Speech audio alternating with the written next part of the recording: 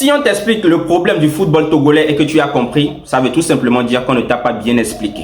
Bonjour à tous, j'espère que vous allez bien. Bienvenue encore une fois sur votre chaîne. Ici, nous parlons du football togolais, africain, européen, c'est-à-dire du monde entier. Alors, si vous êtes intéressé par ce genre de thématique-là, n'hésitez pas à vous abonner, commenter cette vidéo et puis partager avec vos amis. Aujourd'hui, nous allons parler des éperviers du Togo qui jouaient hier face au Fennec d'Algérie. Les éperviers du Togo ont été fracassés, ils ont été chicotés, ils ont été fessés par les Fennec d'Algérie sur un score de 5 buts à 1. Oui, 5 buts à 1, vous ne rêvez pas, 6 buts dans ce match là, même si les éperviers du Togo ont ouvert le score, mais finalement ça a été une victoire des Fennec d'Algérie. Alors dans cette vidéo, nous allons parler en première position des joueurs, nous allons leur donner des notes, nous allons dire les joueurs qui ont été bons, ceux qui ont été mauvais, et dans un deuxième temps, nous allons vous montrer les 6 buts marqués dans ce match-là. Et pour finir, nous allons vous montrer aussi l'opinion publique, c'est-à-dire ce que les éperviers du Togo, les supporters des éperviers du Togo ont pensé de ce match-là, les messages qu'ils ont donnés sur les réseaux sociaux, notamment sur Facebook.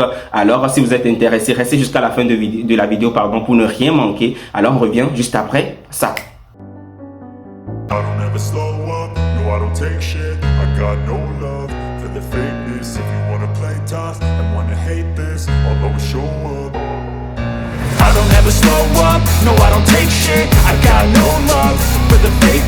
you wanna play tough and wanna hate this, I'll always show up and make a... Les éperviers du Togo jouaient hier face au Fennec d'Algérie. Défaite des éperviers du Togo 5 buts à 1. Et pour commencer la vidéo, nous allons parler en première position des joueurs. Voilà. Ce que les joueurs ont foutu sur le terrain. Parce que actuellement les gars, en ce moment que je suis en train de faire la vidéo, j'ai mal. J'ai mal hier après le match. J'ai mes yeux qui transpiraient, genre je pleurais quoi, voilà, mes yeux transpiraient, vous imaginez un peu hein, la ref. Alors on va parler en première position du gardien. Là je viens de dire gardien Uronieni, je sais déjà que vous êtes en train de vous déchaîner dans les commentaires parce que ce gardien là hier il a été désastreux.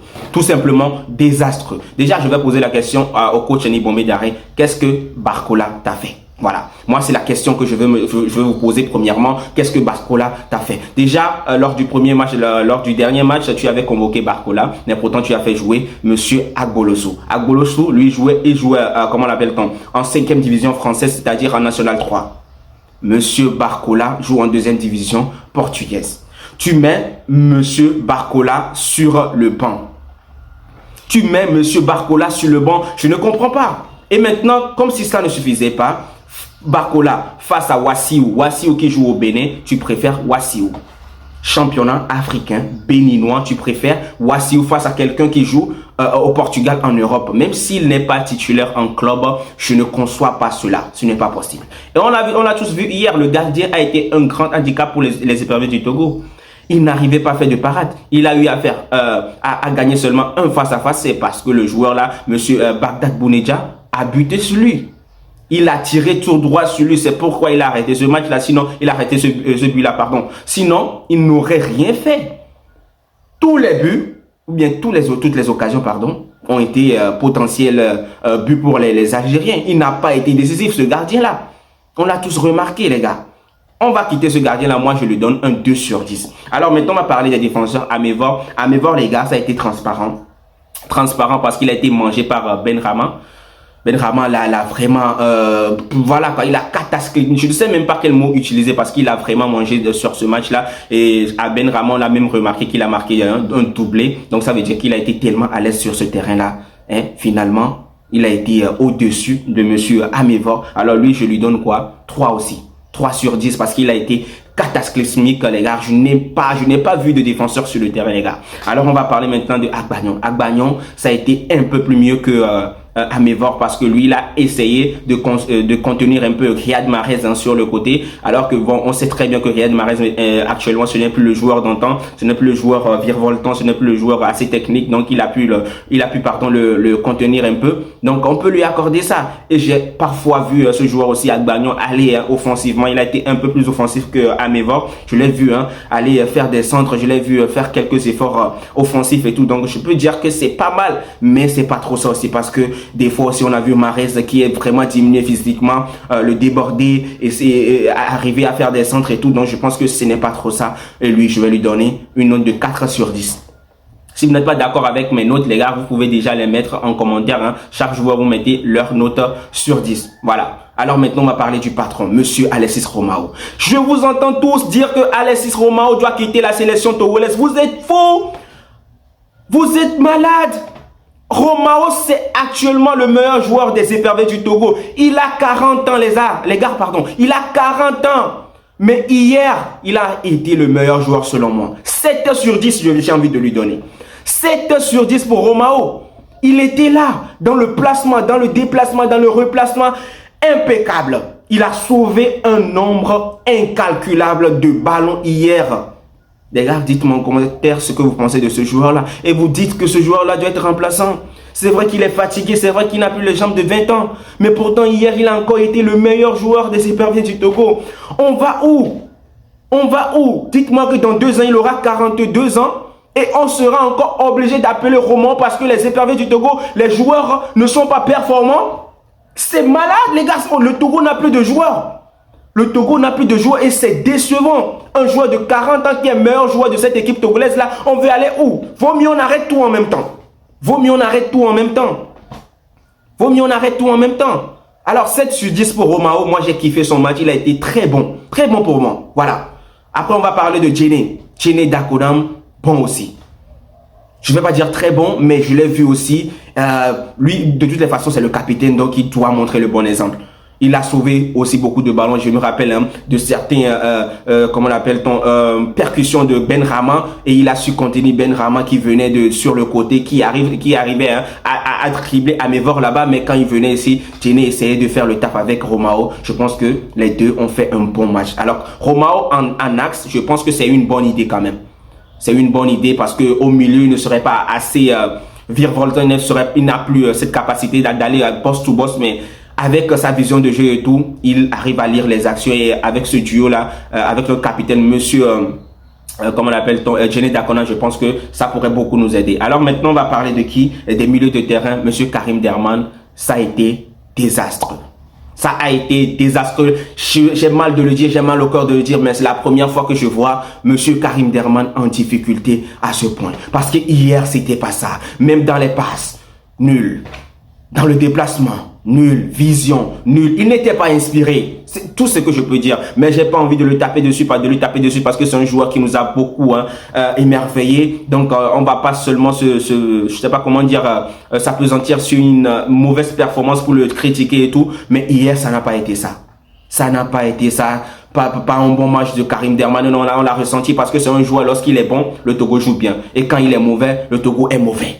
Voilà, parce que c'est lui le métronome, c'est lui qui permet à cette équipe-là d'avoir un bon jeu, c'est lui qui distribue les défenseurs, les attaquants, pardon, c'est lui qui embellit le jeu des éperviers du Togo. Et hier, cataclysmique les gars. Alors je lui donne une note pardon de 5, voilà, je vais lui donner 5 pas 4 quand même. Il a fait quelques bonnes choses, mais voilà, c'est toute l'équipe togolaise qui n'était pas bonne hier, donc on va pas mettre la faute sur une seule personne. On va prendre maintenant Arolou, ça a été cataclysmique, pardon. Ça a été cataclysmique aussi. Hier, je l'ai pas vu. Pratiquement pas vu, les gars.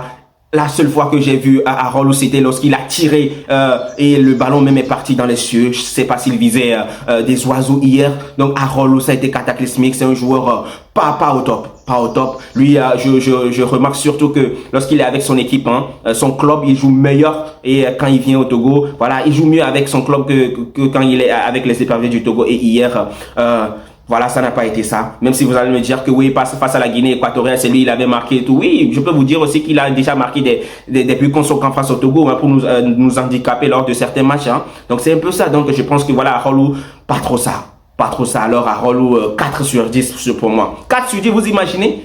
Vous imaginez les gars? Depuis là, c'est Romao qui a 7 sur 10. Maintenant, on va parler de Naré. Naré perdu dans ce match. J'ai même pas envie de parler beaucoup de ce jour-là. Je l'ai seulement vu 2 fois. La caméra a juste montré sa tête, les gars. Lui aussi, c'était lorsqu'il a tiré en l'air. Que des occasions bizarres. Que des occasions bizarres. C'est vraiment pitoyable de voir une équipe togolaise qui prétend aller à la CAN jouer aussi mal. Alors on va parler de Plaka Fessou. Plaka, il a essayé. C'est son retour avec les éperviers du Togo. Ça fait longtemps qu'il n'était plus là et tout.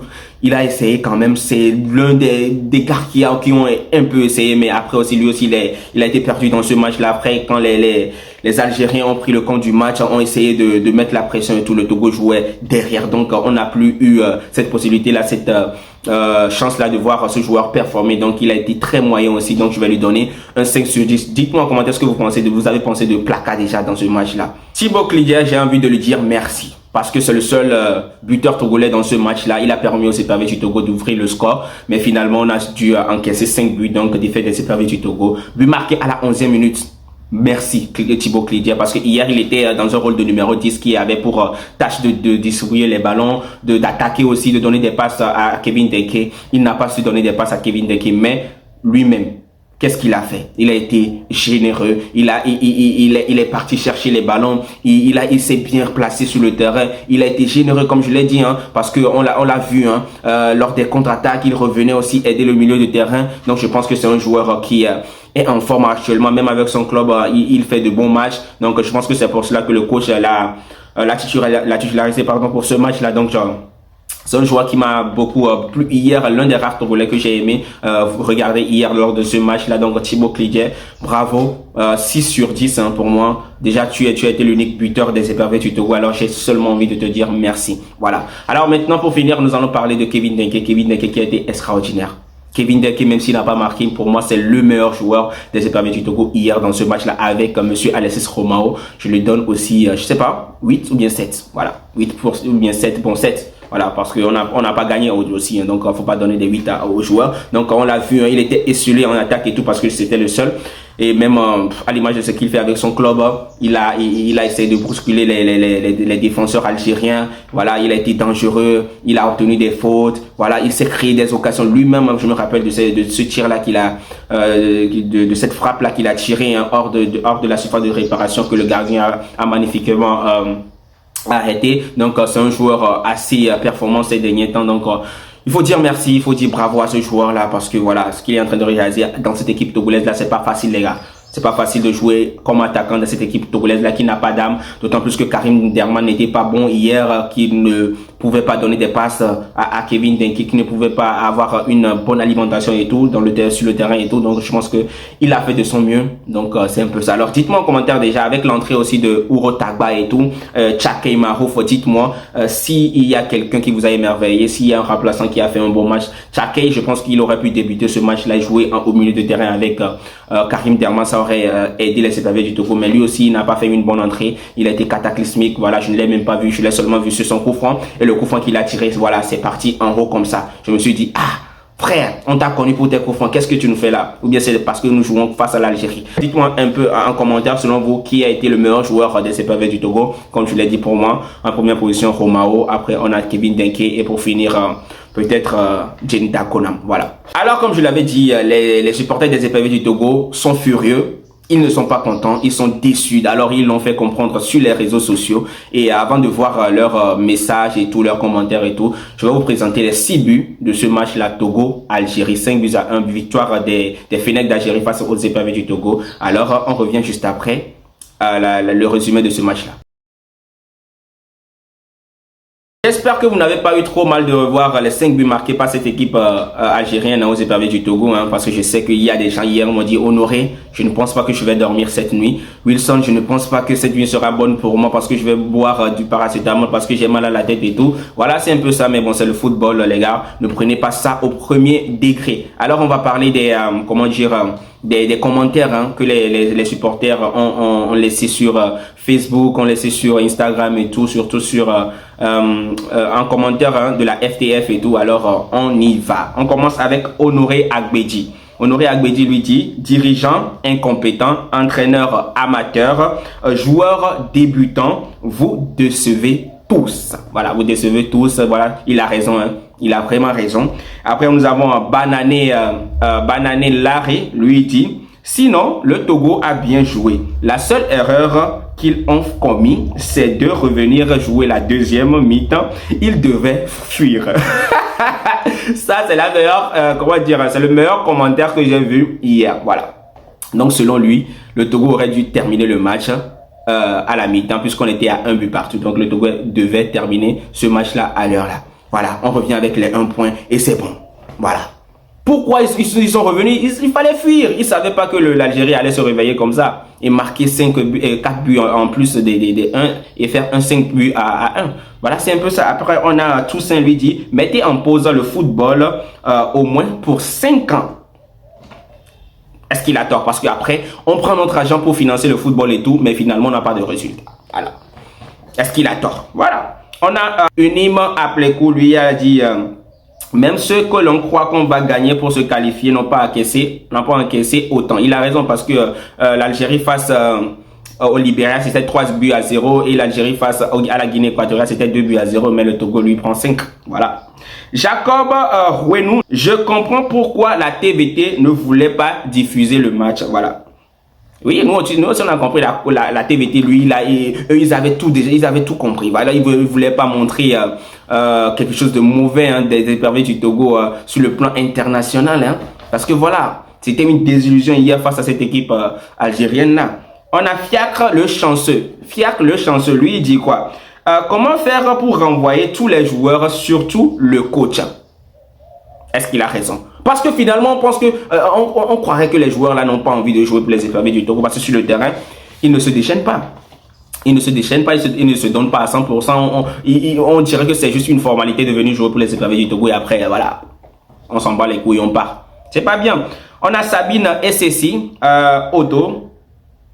Voilà. Lui dit, même gratuit, je ne pense pas que les gens viendront assister au match retour.